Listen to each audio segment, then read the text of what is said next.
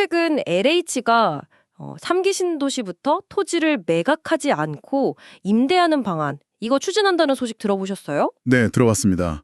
이게 뭐랄까, 바로 그 토지 공개념하고 연결되는 지점이잖아요. 맞아요.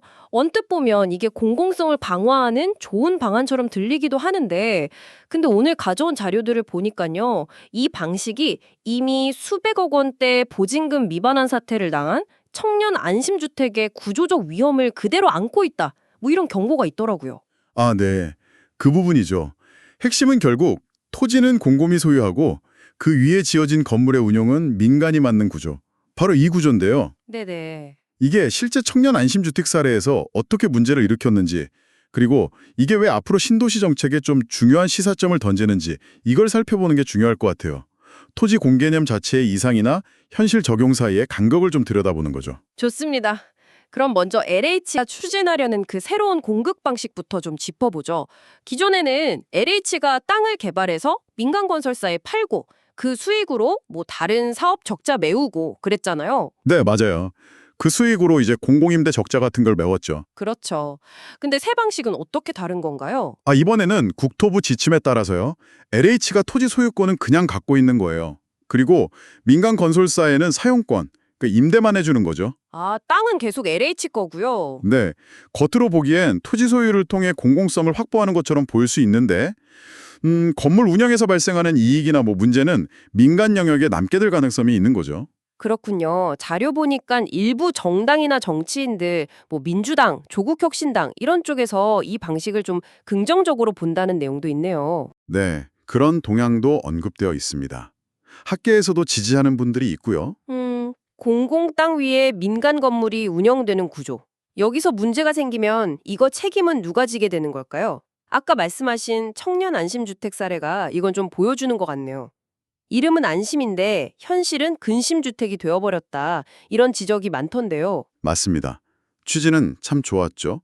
서울시나 SH공사 같은 공공기관이 관여해서 청년도 주거 안정을 목표로 공급했는데 현실은 좀 달랐던 거죠. 구체적으로 어떤 문제들이 있었나요? 자료들을 보면요. 성북구 장위동에서 한 8,700만 원, 그리고 송파구 잠실, 거기는 134가구에서 무려 238억 원 정도. 어휴, 이런 식으로 여러 곳에서 보증금을 돌려받지 못하는 피해가 발생했어요. 238억이요? 와, 청년들한테는 진짜 전 재산일 수도 있는 돈인데 그렇죠. 이게 공공이 뭔가 보증해주는 듯한 인상을 주니까 믿고 들어갔는데 오히려 그 신뢰가 덫이 된 셈이라고 할 수 있겠죠. 정말 안타까운 상황이네요. 자료들을 보면 이런 문제가 생긴 근본 원인으로 구조적 결함을 딱 지목하고 있어요. 특히 그 보증보험 미가입 문제가 치명적이었다고요. 네, 바로 그겁니다.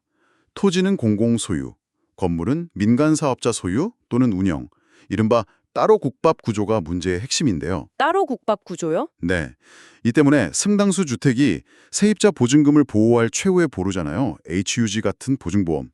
여기에 가입을 못한 거예요. 아니 왜 가입을 못한 거죠? 그게 의무 아니었나요? 의무인 경우도 있지만 가입이 현실적으로 어려웠던 거죠.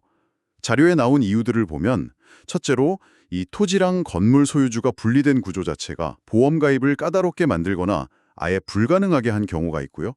둘째로는 민간 사업자의 재정 상태가 안 좋아서 보험사 심사를 통과 못한 경우. 아, 사업자가 부실해서요. 네. 그리고 셋째는 아예 영세한 사업자들은 보험 가입을 신청할 자본력조차 부족해서 반려된 경우도 있었다고 합니다. 결국은 세입자 안전장치가 처음부터 그냥 없었던 거네요? 그렇죠. 그럼 문제가 딱 터졌을 때 공공은 우린 땅만 빌려줬다 이러고 민간 사업자는 돈 없다 패째라 이러면 피해는 그냥 세입자가 다 떠안는 구조네요? 바로 그 지점입니다. 정말 정확히 보셨어요. 그리고 이 구조가 앞으로 3기 신도시에 적용될 수 있다는 그 토지 임대부 방식과 본질적으로 완전히 똑같다는 것. 이게 자료들이 공통적으로 경고하는 내용이에요. 이야, 이거 정말 중요한 지적인데요. 그럼 청년 안심주택 문제가 그냥 몇몇 동네의 안타까운 일이 아니라 앞으로 추진될 수도 있는 대규모 주택 정책의 약간 예고편 같은 걸 수 있다는 거네요. 네, 그렇게 볼 수 있습니다. 규모가 훨씬 커지면 피해액도 뭐 수천억, 어쩌면 수조 원 단위로 불어날 위험이 있다는 거죠. 상상만 해도 끔찍한데요. 그렇습니다. 청년 안심주택 피해 규모가 수백억 원 단위였던 걸 생각하면 이게 만약 수만 세대에 달하는 신도시의 같은 구조로 적용된다?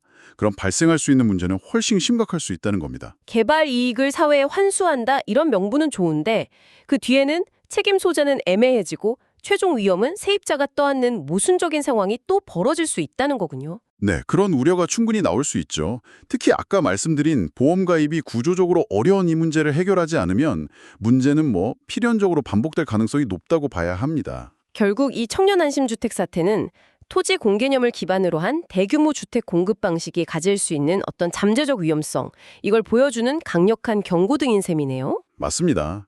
겉보기 좋은 명분만으로는 부족하다는 걸 보여주는 사례죠. 그럼 여기서 우리가 좀 근본적인 질문을 던져봐야 할 것 같아요. 이 정책 모델이 과연 공공성 강화랑 주거 안정이라는 목표를 진짜 달성할 수 있을까? 네, 그렇죠. 아니면 혹시 공공이라는 이름 아래서 세입자 개인에게 예측하기 어려운 위험을 그냥 전가하는 또 다른 형태의 문제가 될 가능성은 없을까? 이런 고민이 필요한 시점입니다. 청년 안심주택 사례에서 드러난 이 구조적인 결함들, 이걸 해결하지 않고 비슷한 모델을 더 크게 확장하는 게 과연 바람직한 방향일지, 네, 오늘 자료들을 통해서 여러분도 함께 깊이 고민해 보시면 좋겠습니다.